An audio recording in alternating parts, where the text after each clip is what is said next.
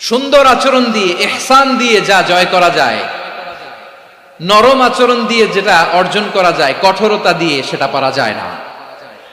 বিষ্ণু ঈসা ইসলাম ইহসান দিয়ে, কোমল আচরণ দিয়ে, তার অনুগ্রহ দিয়ে তিনি অনেক কাফিরের হৃদয়কে জয় করে ফেলেছেন।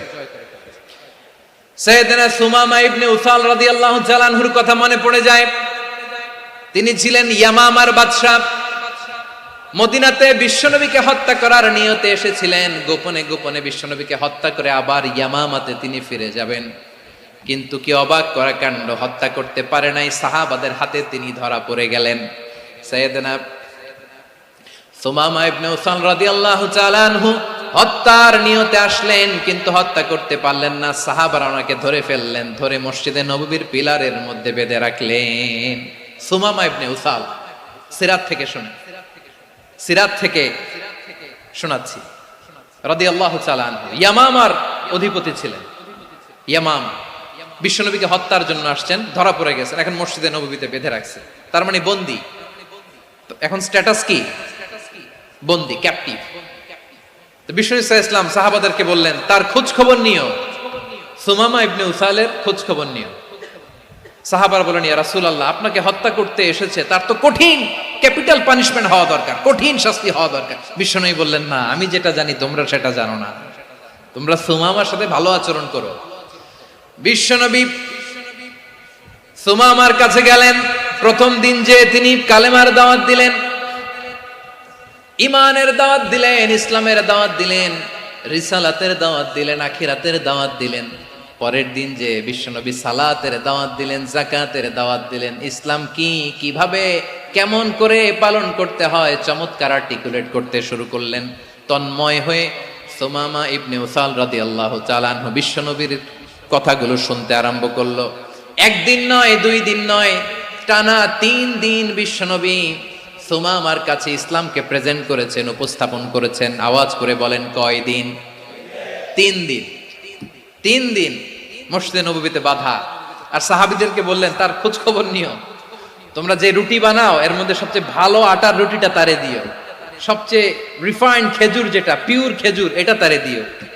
আর বিশ্বনবী নিজের উট থেকে দুধ দহন করে ওনার বাড়ির এক কর্মচারীকে বলেছেন, দুধ দহন করে সুমামার জন্য নিয়ে যেও। সুবহানাল্লাহ পড়বেন না?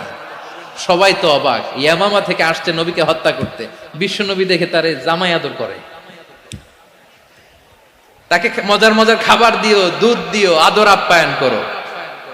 একদিন নয়, 2 দিন নয়, টানা 3 দিন বিশ্বনবী এভাবে সুমামার কাছে যেয়ে যে ইসলামকে প্রেজেন্ট করতে আরম্ভ করলেন, ইসলামকে উপস্থাপন করতে শুরু করলেন।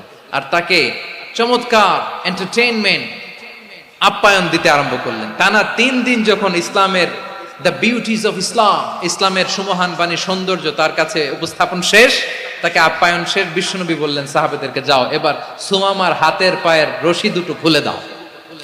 সাহাবারা বললেন, ইয়া রাসূলুল্লাহ, কি বলেন আপনি? ও তো হত্যাকারী, সুযোগ পায় নাই, আপনারে মারতে পারে নাই, ছেড়ে দিলে আবার ও আপনার উপর তলোয়ার নিয়ে ঝাঁপিয়ে পড়বে। নবী, এই সিদ্ধান্ত আপনি নিতে যাবেন না। বিশ্বনবী বললেন, যেটা বলেছি সেটা করো, সুমামার রশিগুলো ছেড়ে দাও, সুমামার হাতে পায়ের রশিগুলো যে তোমরা খুলে দাও। সাহাবারা তর্ক জুড়ে দিলেন, লা ইয়া রাসূলুল্লাহ, এমনটা করবেন না, তো ভয়ঙ্কর, ভয়ঙ্কর খুনি, কি জানি কি হয়ে যায়। বিশ্বনবী বললেন, না, তার হাতে পায়ের রশিগুলো খুলে দাও। সাহাবারা বিশ্বনবীর কথা মতো তার হাতে পায়ের রশিগুলো খুলে দিল।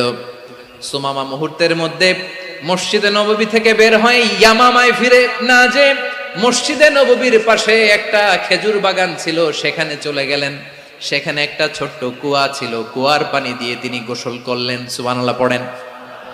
কুয়ার পানি দিয়ে গোসল করে মসজিদে নববীর সামনে এসে বিশ্বনবী এবং সাহাবাদের সামনে দাঁড়িয়ে সাব্বাবা উঁচু করে বললেন, আশহাদু আল্লা ইলাহা ইল্লাল্লাহ ওয়া আশহাদু আন্না মুহাম্মাদান আবদুহু ওয়া রাসূলুহু।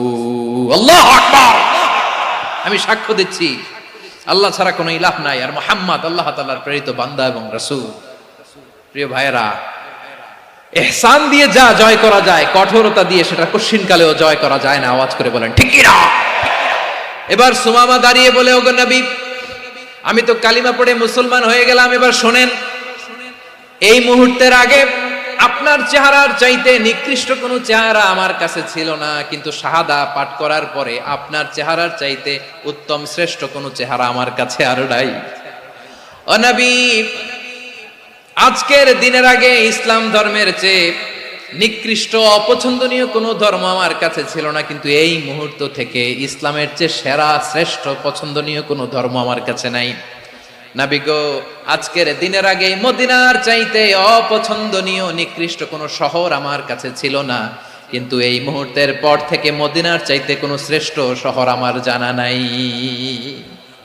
সে ছিল গমের বড় ডিলার, গম বেচত। কি বেচত? তার গম কিনে মক্কার লোকেরা রুটি খাইতো। সে ঘোষণা দিল, আজকে থেকে মক্কাবাসীদের জন্য সব গম আমি হারাম করে দিলাম, মক্কাবাসী এখন না খেয়ে মরে। সুবহানাল্লাহ পড়বেন না? মক্কাবাসী বিশ্বনবীর কাছে আসলেন, এসে বললেন, মুহাম্মদ, আমরা তো তোমার ভাই, তোমার চাচা, তোমার ভাতিজা, তোমার আত্মীয়, তুমি সুমামারে বলো সে যেন আবার গমের সাপ্লাই মক্কার জন্য অনুমতি দিয়ে দেয়। বিশ্বনবীর অনুমতি ক্রমে সুমামা আবার মক্কাতে গম পাঠাতে শুরু করলো। পড়েন সুবহানাল্লাহ। ইহসান, ইহসান দিয়ে আপনি যেটা জয় করতে পারবেন, you can win the heart of your enemies. ইহসান দিয়ে আপনি আপনার শত্রুর হৃদয়কে জয় করতে পারবেন। আওয়াজ করে বলেন ঠিক কিনা? এজন্য আল্লাহ বললেন, ওয়া আনফিকু ফি সাবিলিল্লাহি ওয়া লা তুলকু বিআইদিকুম ইলাত তাহলুকা ওয়া আহসিনু ইন্নাল্লাহা ইউহিব্বুল মুহসিনিন। তোমরা আল্লাহর রাস্তায় দান করবে আর নিজেরা নিজেদেরকে ধ্বংসের হাতে ঠেলে দিও না। তোমরা একে অপরের প্রতি ইহসান করবে, কারণ ইহসানকারীদেরকে আল্লাহ বড্ড ভালোবাসেন। সুবহানাল্লাহ পড়েন। আবার সূরা রহমানে আল্লাহ বললেন, হাল জাযাউল ইহসানি ইল্লাল ইহসান ফাবিআইয়ি আলা, সবাই পড়েন, ফাবিআইয়ি আলাই রাব্বিকুমা তুকাযযিবান। ইহসানের প্রতিদান হিসেবে ইহসানি হয়।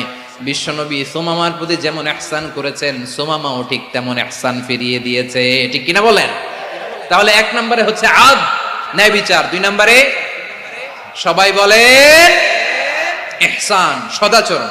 ইহসান দুই ধরনের প্রিয় ভাইরা, ইহসান ফিল ইবাদা, ইহসান ফিল মুআমালা। ইহসান ফিল ইবাদা হচ্ছে একাগ্র অনুভবে ইবাদতে ডুব দেওয়া, এর নাম ইবাদতের ইহসান। সুবহানাল্লাহ পড়ো। বিশ্বনবী বলেন ইহসান মানে কি জানো নাকি? হাদিসে জিবরিলে সাইয়েদনা জিবরিল আলাইহিস সালাম বিশ্বনবীকে বললেন, আখবিরনি আনিল ইহসান। নবী আমাদেরকে বলেন ইহসান মানে কি?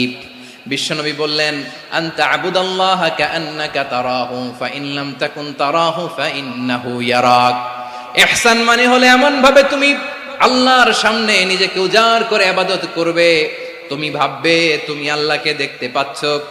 আর এটা যদি ভাবা তোমার জন্য কঠিন হয়ে যায়, অন্তত এতটুকু তুমি ভাববা যে আল্লাহ তোমাকে দেখতে পাচ্ছেন। ঠিক কিনা বলেন? ও আমার বীর চট্টলার ভাইয়েরা, কেউ যেটা দেখে না সেটা দেখে কে? এই বিশ্বাস হৃদয়ের মধ্যে আছে? নামাজে যখন দাঁড়ান এই ফিলিংসটা আনা যাবে? হ্যাঁ, এশার সালাত তো এখনো হয় নাই না? আলোচনা শেষে এশার সালাত এখানে অনুষ্ঠিত হবে, তাই না? আচ্ছা বলুন তো, আমরা এশার সালাত পর্যন্ত বেঁচে থাকবো এই গ্যারান্টি আছে কার কার? হাত তোলেন। কয়েকজন হাত তুলছে পেছনে, না বুঝে তুলে ফেলছে। এশা পর্যন্ত যে আমরা হায়াত পাবো কোনো গ্যারান্টি আছে? সবাই আওয়াজ করে বলেন গ্যারান্টি আছে? গ্যারান্টি নাই। এই জন্য বিষ্ণু ইসলাম বলেছে, এমন ভাবে নামাজে দাঁড়াও, ইবাদত করো, মনে করো হতে পারে এটাই আমার জীবনের শেষ নামাজ।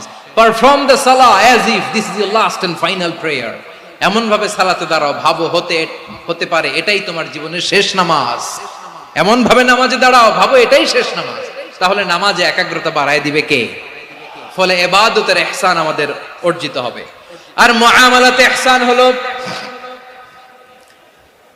বিশ্বনবী বলেন, ইন্নাল্লাহা তাবারাকা ওয়া তাআলা কাতাবাল ইহসানা আলা কুল্লি শাই ফাইদা কাতালতুম ফাআহসিনুল কিতলা ওয়া ইযা যাবাহতুম ফাআহসিনুয যাবহা ওয়ালিয়ুহিদ্দা আহাদুকুম শাফরাতাহু ওয়ালিয়ুরিহ যাবিহাতাহু।